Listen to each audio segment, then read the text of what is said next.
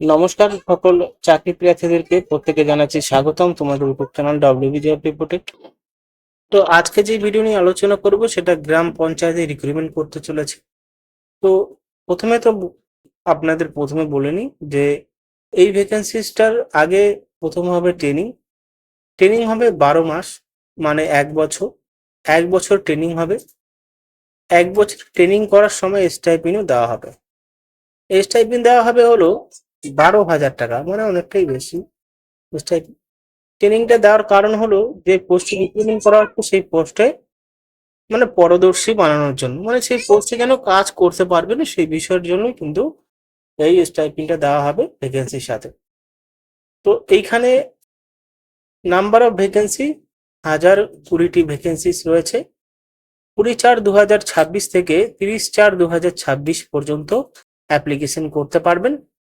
এবার date of online examination হবে, online examination CBT test হবে, সেটা কমিউনিকেট সেপারেটলি, মানে সেটা জানিয়ে দেওয়া হবে একটা সময়।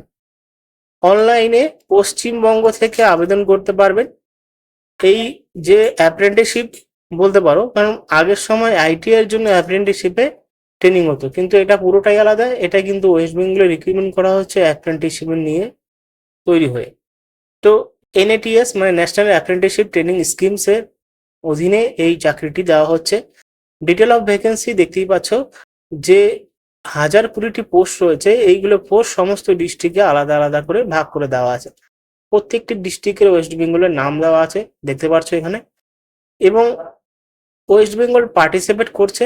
ওয়েস্ট বেঙ্গল পার্টিসিপেট করা অনুযায়ী যে একটা ভ্যাকেন্সিস রয়েছে ভালো ভ্যাকেন্সিস ডিস্ট্রিবিউশন, এবং আরেকটা রয়েছে হলো ভ্যাকেন্সি ডিস্ট্রিবিউশন, সেটা সব থেকে উপর ভালো।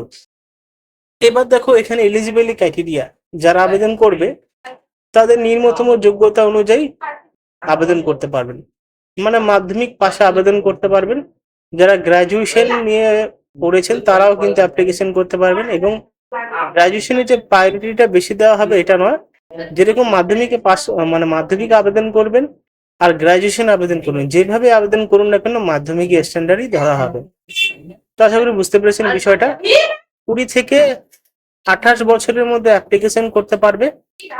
এসসি এসটি যারা আবেদন করবেন তাদের 5 বছর এক্সট্রা ছাড়, ওবিসিদের 3 বছর এক্সট্রা ছাড় দেওয়া হবে বয়সে, যেটা সমস্ত চাকরির জন্য এক্সট্রা ছাড় দেওয়া হয়, এখানেও কিন্তু এক্সট্রা ছাড় দেওয়া হবে। এসসি এসটিদের জন্য 5 বছর এবং ওবিসিদের জন্য 3 বছর। 12 মাসের এখানে ট্রেনিং হবে। এবার দেখো এখানে ট্রেনিং, যারা ট্রেনিং প্রথমে তো বুঝেই নি, তোমাদেরকে বুঝিয়ে দিই যে যারা শর্ট লিস্টে নাম আসবে, ডাইরেক্টলি তো রিক্রুটমেন্ট করা হবে না। প্রথমে শর্ট লিস্টে যাদের নাম আসবে, হয়তো মাধ্যমিকের স্ট্যান্ডার্ডে দেখা হবে তাদের পার্সেন্টেজ বা লেটার আছে কিনা, তাদের নাম্বার কতটুকু ভালো, সেইভাবে শর্ট লিস্ট প্রকাশিত হবে। শর্ট লিস্ট প্রকাশিত হওয়ার পরে তারপরে ট্রেনিং এর জন্য ডাকা হবে। তখনই ট্রেনিং এর জন্য যখন ডাকা হবে তখন এই মাইনেটা মানে স্টাইপেন্ডটা দেওয়া হবে সরকারি রুলস হিসাবে। তো আশা করি বুঝতে পেরেছেন বিষয়টা আমি কি বলতে চেয়েছি আপনাদেরকে।